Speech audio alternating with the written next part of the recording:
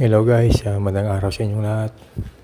Ipakita ko lang sa inyo yung inverter na ginagamit ko sa aking solar setup. Ito ay galing China. Nabili ko po ito sa Shopee. Yung brand ay GC Solar. Kaso hindi na binibenta ito sa Shopee. Ang bili ko po dito ay 15,000.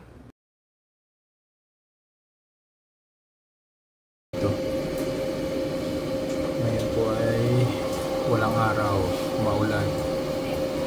Nagtutulungan po yung grid tsaka yung solar para makargahan yung aking battery.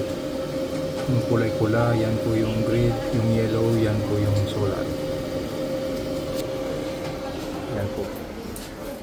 Walang araw, maulan.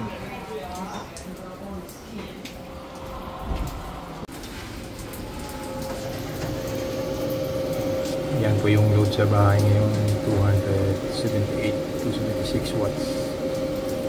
Okay guys, limang 550 watts po na solar panel yung nagkakarga dito sa inverter at sa battery.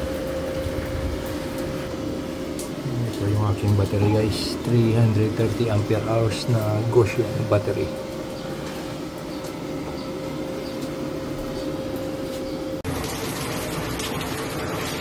Pag wala masyadong araw, yung nagkakarga ng baterya, nag-charge itong inverter ko kasi may kasama ng charger ito.